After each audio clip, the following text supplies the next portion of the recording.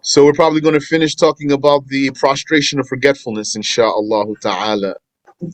So, sujudu sahw, prostration of forgetfulness.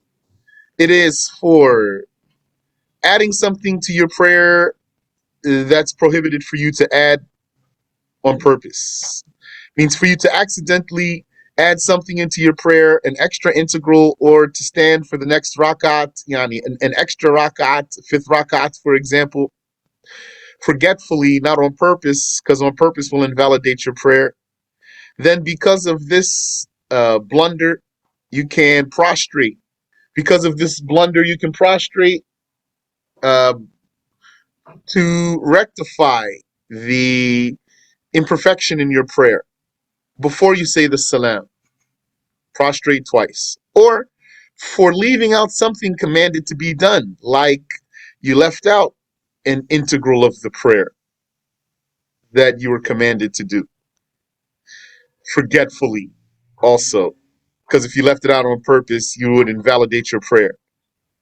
So what's meant here is that you added something forgetfully or left out an integral forgetfully, and then you caught yourself and you fixed your prayer, yani you went back to do what's correct, and then before you say the salam, it's recommended for you to prostrate twice for forgetfulness. And leaving out something also includes leaving out these voluntary components of the prayer, the ba'd of the prayer, the components of the prayer. There are six of them according to a number of the explainers of Abu Shuja, and more than six according to some scholars. There's more than six. But as far as what a number of the explainers of Abu Shuja documented, there are six. They documented six. The first tashahhud, and sitting for the first tashahhud. So if you leave that out by mistake or on purpose, then you should prostrate before saying the salam. And prayer for the Prophet alayhi salatu wasalam after the first tashahhud. So the first tashahhud itself, and sitting for the first tashahhud and the prayer for the Prophet after the first tashahhud, those, if you leave those components of the prayer out forgetfully or deliberately, it's recommended to prostrate twice before saying the salam. And also prayer for the Prophet's family after the second tashahhud.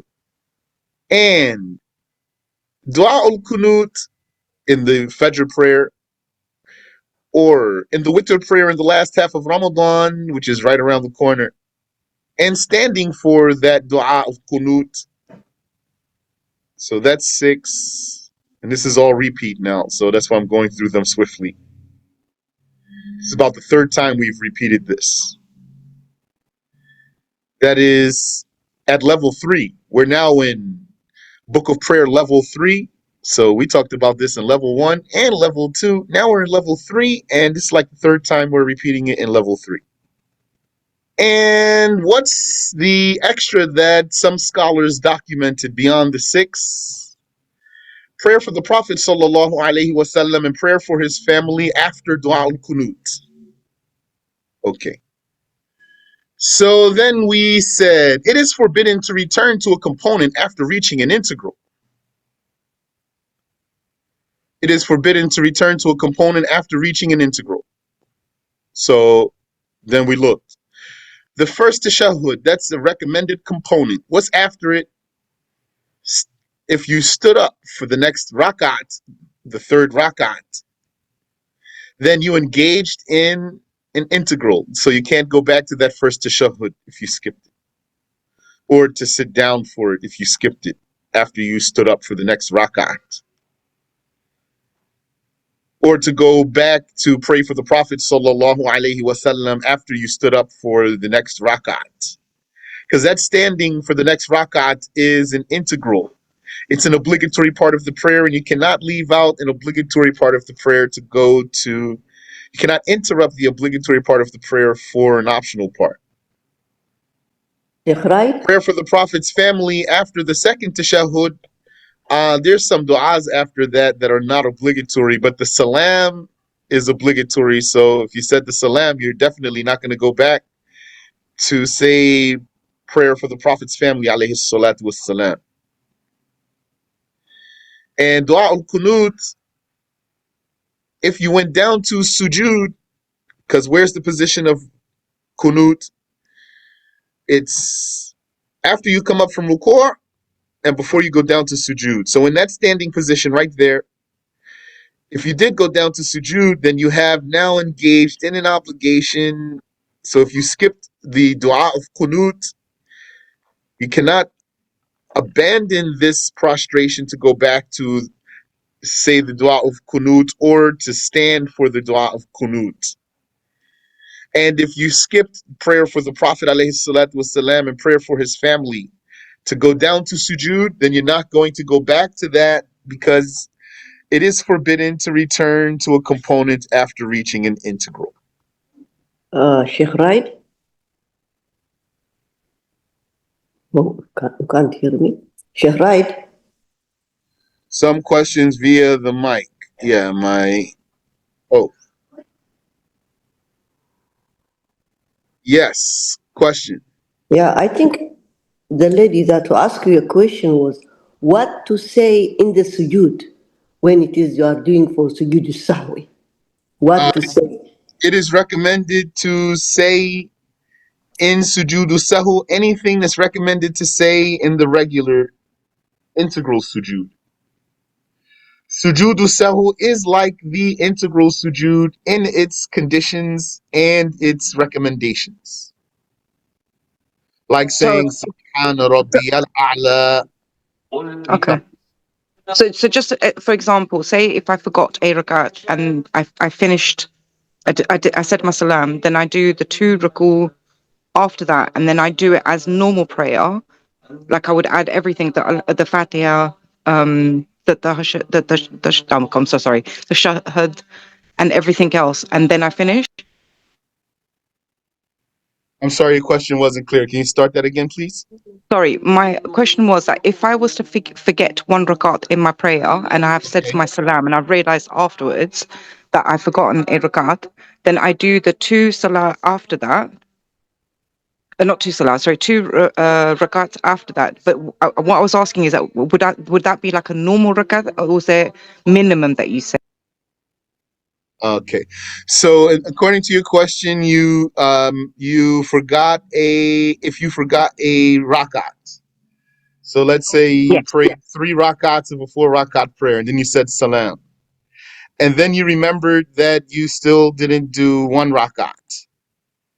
Then, in this case, if it has not been a long time, then you just continue your prayer, even if you turned away from the qibla, and even if you spoke a little bit, and even if you left the masjid, you just, if you turned away from the qibla and it has not been a long time, just face the qibla again and complete what you didn't finish, that 1 rakat completely. And then before you say the salam, you do 2 sujuds. That's recommended, not obligatory. And in that two sujuds, I say everything or I say nothing. Well, those 2 sujuds are sunnah in the first place, not obligatory, and saying something in sujud is not obligatory. So if you didn't say anything, then that's valid. But what is recommended to say there is what's recommended to say in the normal sujud. So what's recommended to say in the normal sujud, like Subhana Rabbi al-A'la 3 times, then it's recommended to do that in sujudu sahu too. Jazakallah khair, brother. Ameen. Wa iyyakum. Sorry, and this is also if you were to make an extra rakat by accident. Yes. Also, if you were to make extra rakat by accident, here's the rule. Sujud of sahu is for adding something prohibited in prayer or abandoning something commanded to be done. So adding is like standing up for extra rakat, or adding a third sujud or a second ruku', etc. If an imam or a loner doubts how many rakats he did, so here, this is a new paragraph. If an imam or a loner doubts how many rakats he did he do 3 or 4? He goes by the lower number because that is confirmed. If you doubt it, did you do 3 rakats or 4 rakats, means you for sure did 3. And that's how it goes. If you doubt it, if you did 1 rakat or 2, it means you for sure did 1. And he goes by the lower number because that's what's confirmed. Yani, in reality, the lower number is not what you're doubting about. It's the higher one. When you say, did I pray 3 or 4, then what you're really doubtful about is 4, not 3. So you go by the lower number, that's what you did, even if you think it's most likely the higher number. If you said to yourself, I really, really think I did 4, but I'm not sure. Maybe I only did 3. I'm doubting, but I think I did 4. You can't go this way. You have to go by what's for sure, which is that you did 3. And then you prostrate for forgetfulness before the salam as a recommendation, not obligatory. I'm going to skip the hadith for now because we're just reviewing. And ijtihad is useless here when you're doubting. How many rakats did I do? Ijtihad is useless here. Like how could you do a ijtihad? Like a person says, okay, I've been standing here. I entered the prayer at 12 o'clock. And right now it's 12:04. And according to my calculations, I pray approximately 1 rakat per minute. So I must have prayed 4 rakats because I've been here for 4 minutes or 5 minutes. So all this has no consideration. There's no ijtihad in this case here if you're doubting how many rakats you did. You go by the lower number, and there's no ijtihad, there's no determination to try to figure it out. And also, you cannot take others' word for this. If someone says, you did for sure pray 4, I sat here and watched you attentively, and I counted every rakat one by one, and you did 4. If this person's telling you does not make you remember, then you don't take his word and you go by what you're sure of, which is the lower number. That's a consistent rule. This is the Shafi'i school. That's a consistent rule. That's why if a man doubts, did I divorce my wife twice or thrice? Then he deems that he's still married. Because what he's really sure of is that he divorced her twice. And what he's not sure of is that he divorced her thrice. And you don't go by the higher number here because that's where your doubt is. That means you don't go by your doubt. You don't build on your doubt. You don't take your doubt as evidence. You don't rely on your doubt. So you're going to say, I only divorced her twice for sure, and she's still my wife. And as long as you don't remember that you divorced her the 3rd time, then you judge that she's still your wife, even if in reality you divorced her 3 times. That's how it goes. So as long as you're not sure, you pray 2 rakats or 3, or 3 rakats or 4, you go by the lower number. You don't make any ijtihad here, and you don't take anyone's word here unless they make you remember. And then it's actually not their word you're taking, it's your memory you'll be taking. And a follower does not prostrate for his own forgetfulness.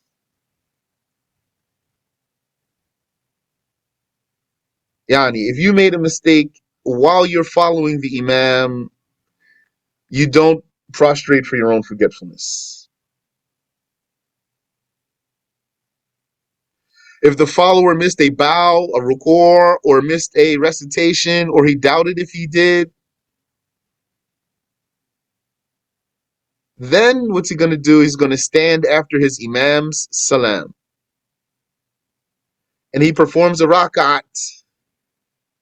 And he does not prostrate for what he forgot while following. He does not prostrate for what he forgot while following. So have it bold right here, and I have it underlined over there. Those are the same thing. A follower does not prostrate for his own forgetfulness. And he does not prostrate for what he forgot while following. That's the same thing twice there. Uh,